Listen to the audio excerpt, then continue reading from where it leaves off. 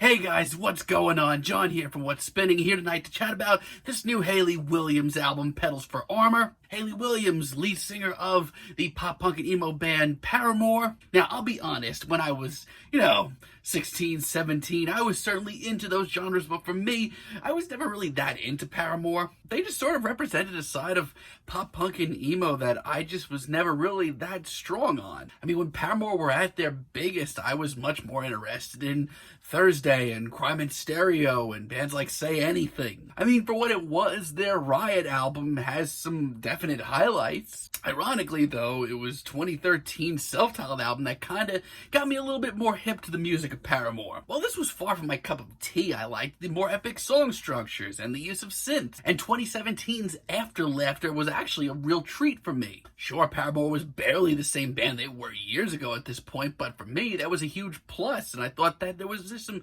really sharp hooks on this album, so much so that I've been really interested to see what Hayley Williams is going to do on her self-titled debut, and she has kind of released this album in parts with a list of short EPs, but I wanted to wait for the album and listen to the whole thing. Let's chat about it.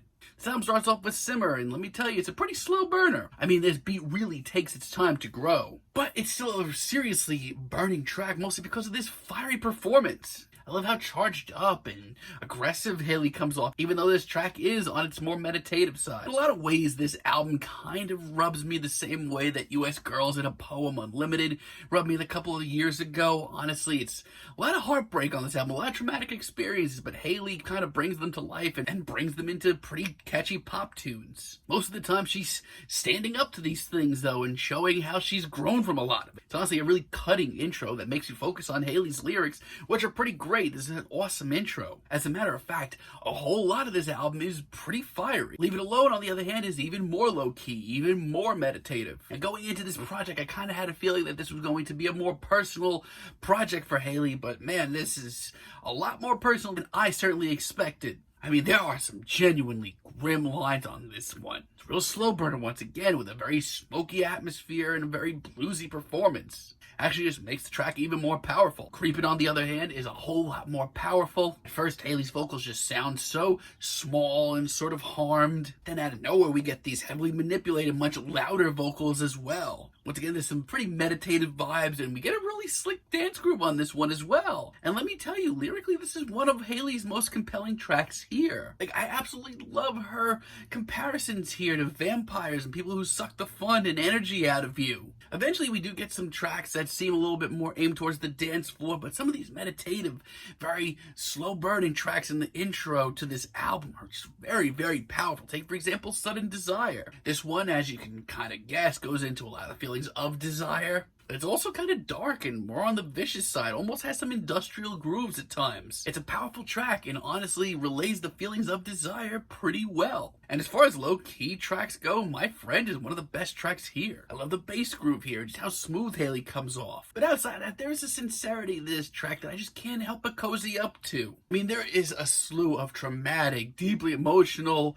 situations on this album that Hayley brings to light. But this track is just nothing short of a really nice ode to a great friend who stuck by with her through it all. I mean, after some of the things that you hear in the first half of the album, it's kind of a necessity to have a track like this right now. Now, sadly, I do feel like there's like 2 or 3 really awkward performances on this album. Cinnamon just kind of gets to me. The pacing here is just really rough, and I don't know, something about her vocals just rubs me the wrong way. Like, I don't know who told Hayley Williams that she's Fiona Apple all of a sudden, but she's not. The beat that eventually rolls in is pretty great, actually. But outside of that, this is rough, and it's a shame because the end of this track is actually pretty funky. And Dead Horse, I want to like so much. Lyrically, this is one of the most relatable tracks here, certainly cutting as well. It's just so immense, and you know what? It belongs on this album as it really dives in to a lot of the same topics that have appeared here. But it's a shame because instrumentally, I feel like this is the weakest track here. It's pretty annoying, actually. I give Hayley credit for writing this track.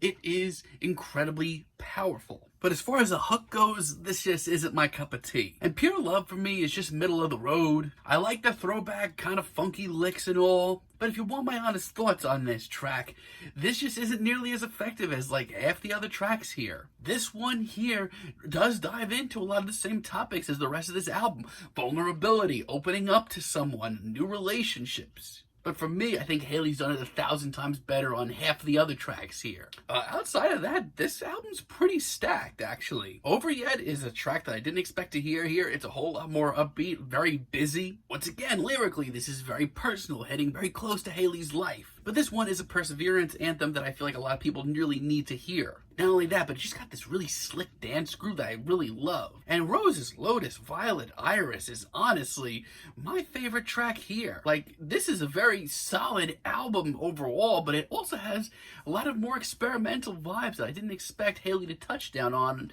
this being one of the biggest ones. Okay, first off, this track is just as smooth and sincere as any of the other tracks here. Once again, it has a sort of meditative instrumental that needs to grow on you a little bit. In a weird way, I'm almost getting Radiohead Kid A vibes here. Not to mention, Julian Baker, Lucy Dacus, and Phoebe Bridgers of Boy Genius on this track, backing up Hayley, sound pretty great. It's a beautiful track that's just sort of about discovering yourself. It's incredibly empowering. I mean, this track was a major risk for Hayley, but it paid off hugely. This track is awesome. Why We Ever is the sort of 80s throwback jam that I honestly thought we'd hear a little bit more of here. That's not a complaint at all. As a matter of fact, I'm pleasantly surprised with this album.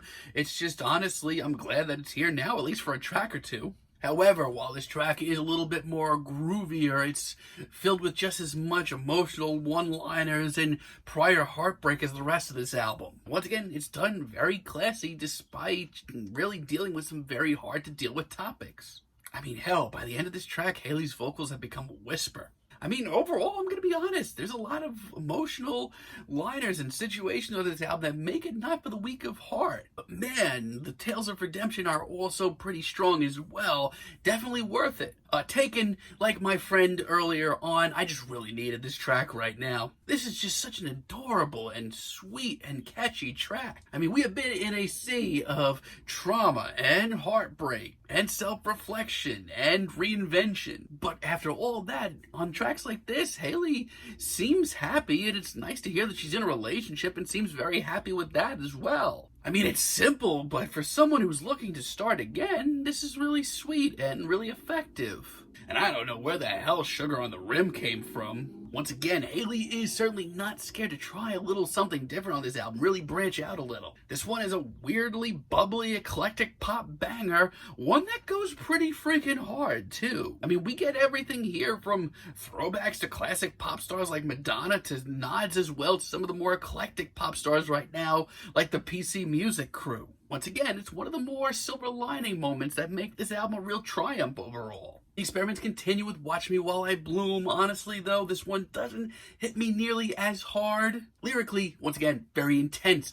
It really absolutely belongs on this album. Not to mention, it has a great groove as well. I can't help but feeling, though, there are some slightly awkward moments with her vocals. I mean, compared to some of the other experiments here, this one doesn't go over as well. Still, though, this is an inspiring track. But Crystal Clear is a great finale, fueled by an off-kilter funk and some pretty epic drums as well. Hell, we're practically getting some down-tempo and trip-hop vibes here. Much like the last third of this album, it's very inspirational, shows how Hayley has moved on and overcome and become stronger. And I think it's a really strong note to end on. Kudos to Hayley for going out with all these experimental vibes on the last third here.